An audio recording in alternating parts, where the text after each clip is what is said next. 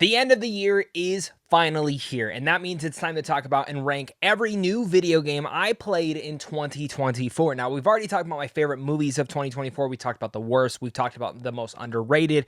But with every year, one of the things that I don't get to cover too often on this channel is video games, which is a massive passion of mine, and I love playing them when I get downtime. It's a great interaction between me and my wife, myself, and even friends. So the fact that I have 21 new video games to talk about this year is a huge amount, and I didn't even get to play all the ones that I wanted to play. There were some I even bought I never got to jump into due to this being a crazy and insane year for me.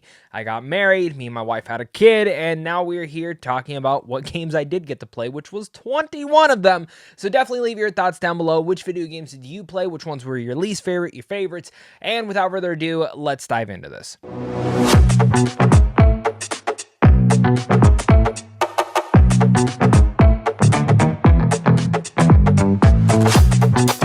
One thing I do want to mention, a couple games that maybe you've heard me talk about on live streams or just in general online.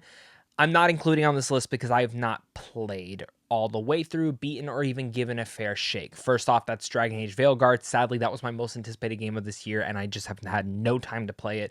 Also, Paper Mario and the Thousand Year Door, one of my favorite GameCube games, finally got the remake. Have not touched it. And Mario and Luigi Brotherhood. I love the Mario and Luigi RPG series. It saddens me that I've not gotten enough time to put into that, but it's okay. Brings me down to my number 21, which is a very popular game on PC, and if you tell me that this is one of your favorites of the year because it's finally on consoles, then I would understand. And that is Valorant, the console edition at least. So I was pretty excited to finally check this out. I have a friend who plays this almost every single night, and when it was coming to console, I signed up for that beta, got in, and I played about 5 hours, and I never got the hype about it. I came back after the beta was done, and I still just didn't get the hype about Valorant. I didn't understand. Sure, I had some fun here and there, but I just never piqued my interest, and I uninstalled it pretty fast. I'm talking about my number 20, and this is a game that I actually enjoyed, like genuinely enjoyed, which I was surprised by, but I always said this game is going to live or die based on the support, since it is a free-to-play game from Ubisoft, and that is XDefiant.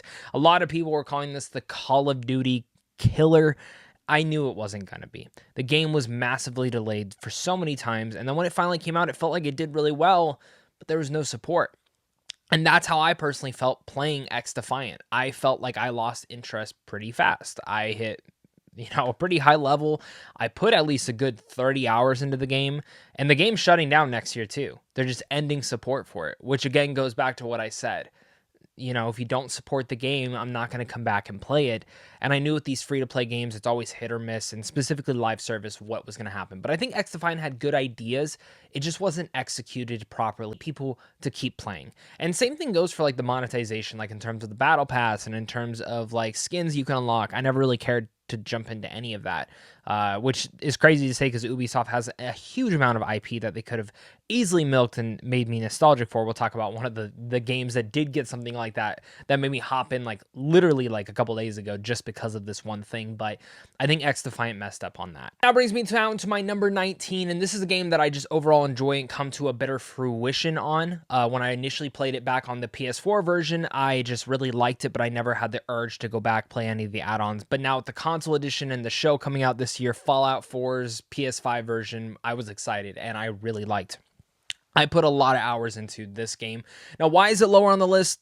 Well, it didn't really update or upgrade anything. I mean, to be honest, it's probably better than some of the other games I'm about to talk about too, but in terms of this, it just didn't have a lot of updates to it, and I didn't expect Bethesda to do much with that, but I wanted to at least mention I had fun playing it again. The show came out this year. It was fantastic. You'll hear about that more on my on my ranking of all the TV shows I'm going to talk about, but Fallout 4, cool. I'm happy it's on like PlayStation 5. Like there's a upgraded version for that. It gave me a better fair shake in likening to the game, like getting to go back through it on a second playthrough. But that's really all my thoughts on Fallout 4. I liked it more than the first time I played it. Now brings me down to my number 18, which probably is at the bottom of many people's list, but I actually had fun with this one. I put about at least 25 hours into this game, but sadly, again, in terms of support and in terms of like the end game and just certain things towards the end of the game, it started to make me lose interest. But Suicide Squad Kill the Justice League was one of my most anticipated games of this year. Rocksteady made an amazing Batman trilogy, which I thought was great. but I was excited to see what they're going to do next, and they decided on a Suicide Squad live service game. Now, video games take a long time to make. I think if this game would have came out 5 years ago, it probably would have been all the rage, but I think this game just had a lot of development issues along the way, and specifically the market changing and shifting and all this stuff. So I don't want to center on just the bad, like I'll mention it real fast, but I really want to focus on the good because I think there is a lot of goodness in this game and a lot of fun to be had. So first off, my biggest issue with the game is the end game. It's boring. Like, it's just flat out boring. Like, everything with the Brainiac fight and on past that, I had no interest to continue on. And I know that they've pumped out little bits of content and I've jumped in here and there, but to be honest with you, even jumping into those characters, the missions are so repetitive and the genericness of it and the grind, which I initially liked, just weared off on me eventually. And it never latched me back on to want to keep playing the game, which really sucks because I think if they would have made better mission variety, maybe a better areas overall and changed up certain things, which may have been their initial plans, but because of, the game not selling well, that all kind of fell apart. Other than that, though, I know people also had an issue with the story.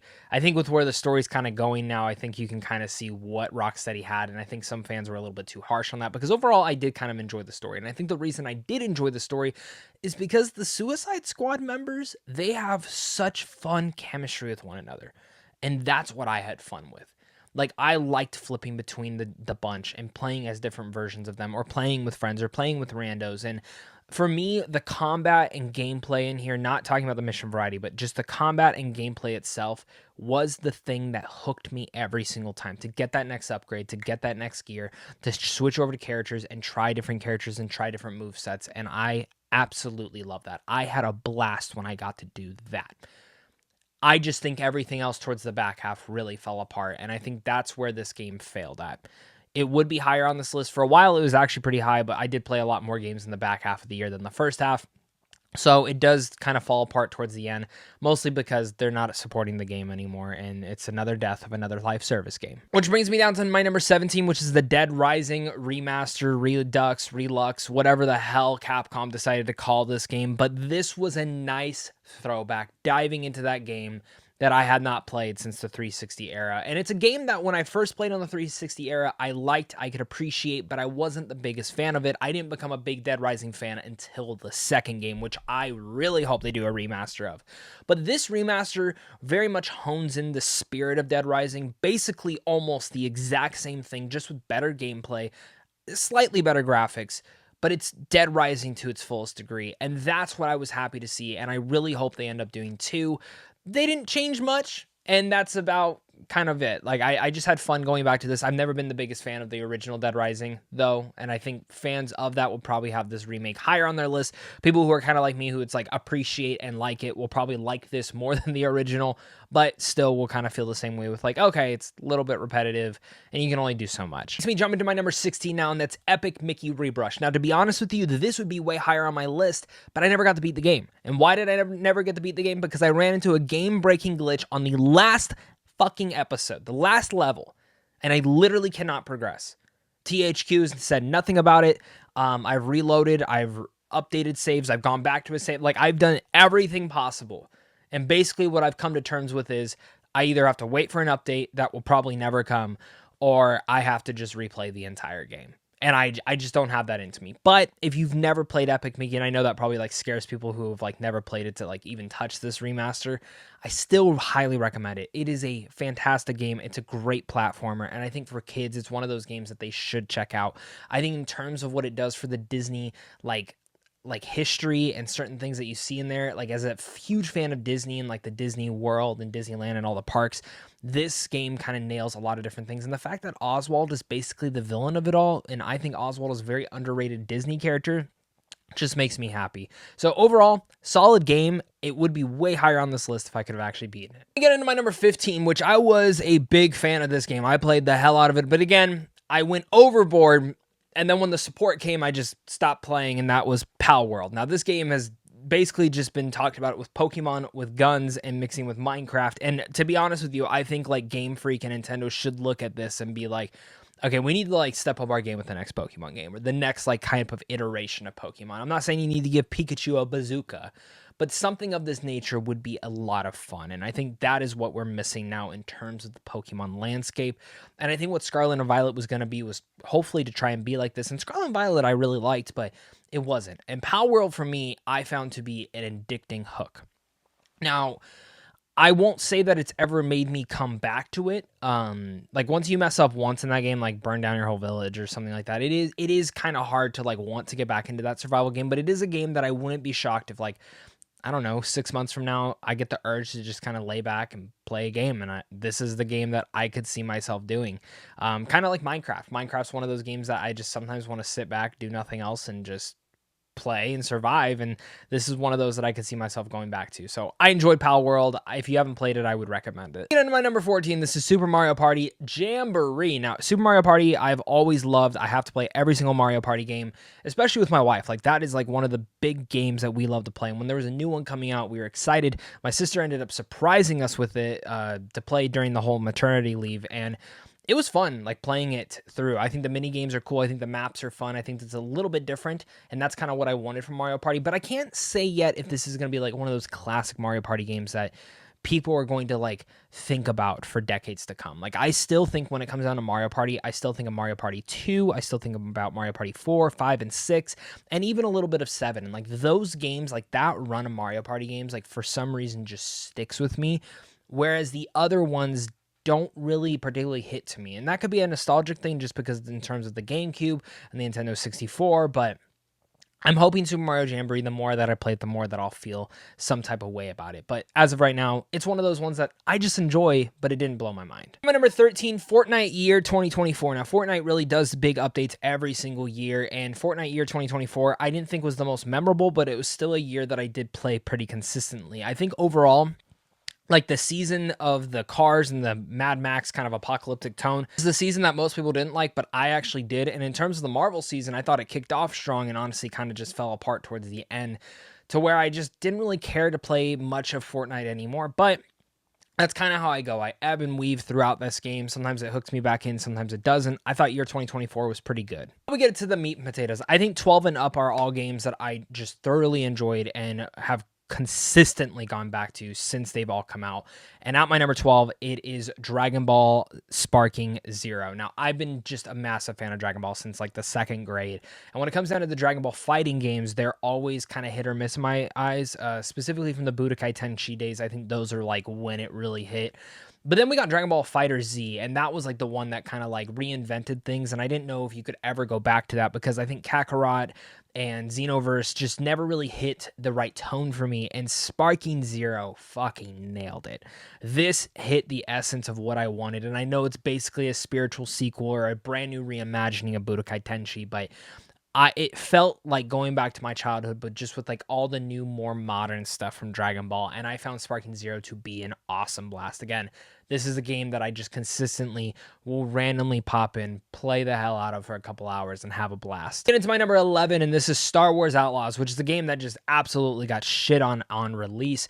And from the release date, I've been saying that while I don't think this game is perfect, I think it is very much fulfilling and a nice start to a new Star Wars lore and world. Like the main characters, I think everyone in here is pretty intriguing, but I think the thing that really touched into me is this is technically the first ever open world Star Wars game. And getting that feeling of blasting around in space or riding around on your speeder and going through cantinas and bars and playing sabacc and gambling and all these little things really brought to life and made me feel like I was in the Star Wars world. I know there's bugs. I know the mission variety is kind of junky and honestly very repetitive. I like the shooting, and I know that the developers, Avalanche, have done a lot to add into this. But for me, Star Wars Outlaws is about what I wanted a Star Wars game to be, and I was so impressed with it. I hope that we get a sequel. I highly doubt we will, but I would like to see the idea of what was here built off of. Again, if you didn't like the game, that's totally fine. Number 10, we have Marvel Rivals. Now, Marvel Rivals for me was one of my most anticipated games of this year. I used to be massive into Overwatch, and it kind of just died out on it, but I love a good hero shooter, and having Marvel characters being a hero shooter, well, that just excites the ever-living shit out of me. And for me, it has been, again, since the day it's come out, a game that I have to play like once a day. I just love about it. I think about it. I like playing all the different characters. And as overpowered as I would say a majority of the characters are, there's always a balance to it because everyone just feels so powerful. Even Jeff the Land Shark, which I love playing as. But Marvel Rivals was a surprise to me, and I'm happy I got to play it. We get into my number 9, which earlier when I talked about like microtransactions and actually like bringing you back into the game, this game just did that same thing, as well as adding in a new thing that makes me want to keep playing the game, and that is Helldivers 2. Now, first off, the fact that they added Killzone skins, like that's amazing. I hope we get more collabs like that. And just another Killzone game, that would be cool. But Helldivers is the most fun I've probably had playing a multiplayer game with friends this year. That's just hands down. You play this game with friends, it is the best time and best experience. And the other thing that I really love about Helldivers is the support. I think there was that lull where there was like zero support, and I think this new update with the new aliens that you can go to and kind of face off against is really cool. Like, I played a couple matches of it, and it really sold me to want to get back into Helldivers. So overall, I got to give them credit where credit is due. I'm excited to see what they keep doing with the future of this franchise. Number 8, now this is technically like one of my favorite games of all time, but it's just a remaster, and I don't think that's fair to put it up any higher on this list, but it is, again, one of my favorite games of all time. That's The Last of Us Part 2 Remastered. I didn't think the remaster was like all that huge. I think on the PS5 Pro, there's a little bit more of an enhanced version to see here, but it is one of my favorite games of all time, and it has to make it onto this list. Again, not huge updates, little tinkers here and there, but I'm a huge Last of Us fan, and I had to include this game and also get it. We get into my number 7, and I've never been a big Warhammer fan. I've always wanted to be, but Space Marine 2 finally kind of hooked me in. The multiplayer was awesome. The story, the campaign really gets you in. The PvE mode was great, and it's just awesome to kind of have 3 different modes in a game. It reminds me back in the day when Gears of War would have that. You'd have the campaign, the multiplayer, and Horde, and that's kind of what Space Marine 2 very much reminds me of. But I also like that it's class-based. It's like, especially when you play multiplayer. So the fact that Space Marine 2 just gives you some of the most badass, gratifying times in playing a video game, but at the same time gives you some of the most intense and really much interesting, unique locations where you're just taking down hordes and hordes of aliens. It is exciting, and this is, again, another one that I love going back to. And on my number 6, and this is Diablo 4 Vessel of Hatred, the big add-on DLC to Diablo 4, which just got me right back in. Now, I probably would have put even more time in this add-on if I wasn't already playing Diablo 4 prior to this, trying to hit up to level 100 on my Necromancer. But the updates that they make and the quality of life enhancements that they put into Vessel of Hatred showcase to me that Diablo 4 is basically their World of Warcraft. They can just keep updating this motherfucker. They don't need to make another Diablo game. You can just keep upgrading this. This is your big MMO to a certain degree with Diablo, and I think this is hands down the best Diablo game. The quality of life stuff, at first I wasn't a big fan of, specifically with the leveling, the Paragon, but once I kind of understood what they were going for, it made my character feel even more badass. And the Spiritborn class, amazing. My number 5, we have Black Ops 6. Now, Call of Duty has really much just been on a downward trajectory. Every time I buy the game, which is almost every year, I play, I like, and then it feels like they don't either support the game or I just lose interest super fast.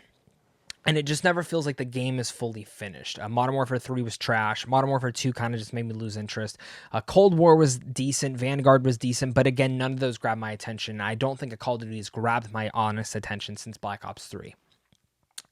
And in terms of multiplayer, I don't think anything's grabbed my attention since Black Ops 2, Modern Warfare 2 days. So the fact that I can say that Black Ops 6 was my most played game this year, the fact that it was the most intriguing game to me, the one that actually hooked me back into everything, that excites me to no end. And Black Ops 6, I think, is the best Call of Duty game in years. Maybe even in a decade. Like, genuinely, I cannot believe how much I love this game. It's a game that I play almost every day. I still have not touched the campaign. I've just played multiplayer and zombies, and that's the hook I have. But I do want to go play the story because I heard it's great. If you're someone who gave up on Call of Duty, I would recommend this one highly. We get into my number 4, and that's Indiana Jones and the Great Circle, the last new game that I played this year. And my God, it's perfect. It's the perfect Indiana Jones story. Now, some of the combat's a little wonky. Some of the puzzles are kind of hard. There's certain things in there that I think like can be improved on in a sequel. But what Machine Games did here was they didn't just make Wolfenstein within the Indiana Jones world. No, they actually legitimately made an Indiana Jones movie put into a game.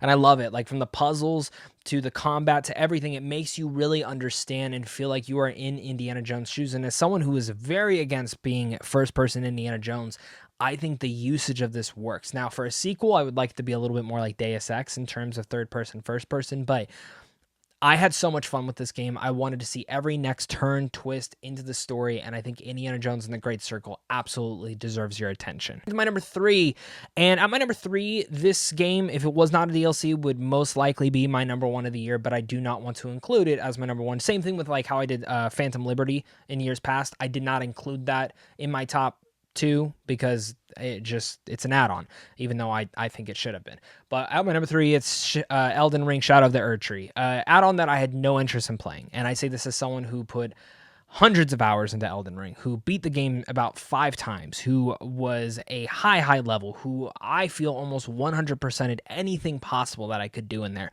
I was obsessed with it. It was the first From Software game that made me fall in love with everything and wanting to learn everything. Now, Bloodborne, Dark Souls, I've played about everything, and some of them frustrate me, some of them I love, but Elden Ring was the first that I felt confident in what I was doing. And Erdtree, I just didn't know if I wanted to go back to it. I didn't know if I wanted to put all that time again.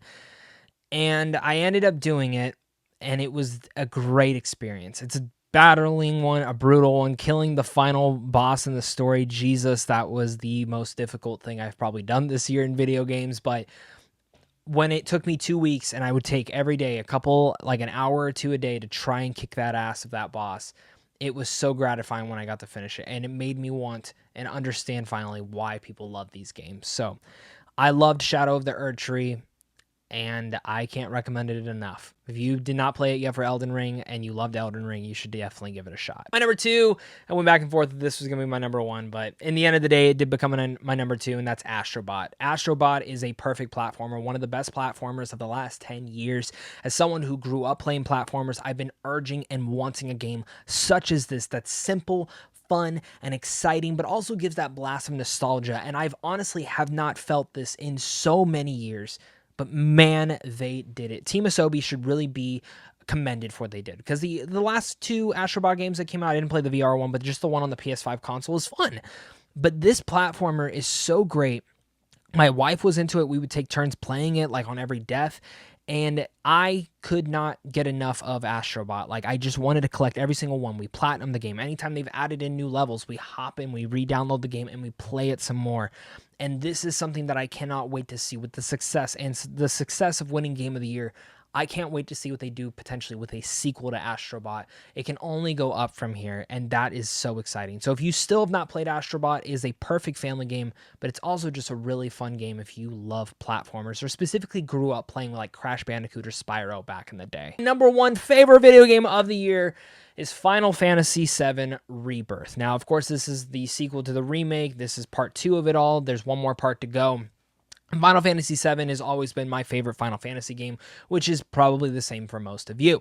Now, when the remake came out, I thought, okay, this is great. It's very different, but I'm excited to see what they can do with the part 2. And part 2 takes everything that they did on part 1, but only makes it better, to the same point that I might go as far to saying this might be blasphemy for some, but a Rebirth might be personally my favorite Final Fantasy game ever.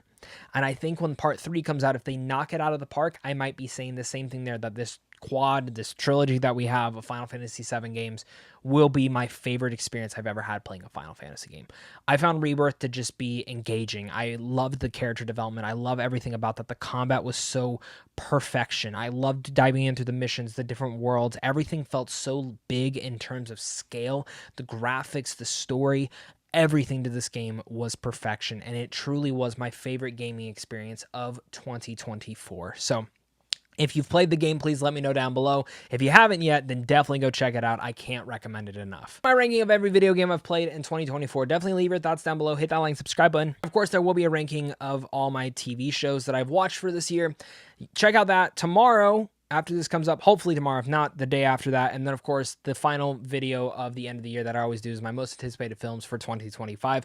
That'll either go up on New Year's Day or New Year's Eve, still deciding on which day to put those up. But other than that, guys, thank you so much again for watching this. And, of course, until next time, stay classy.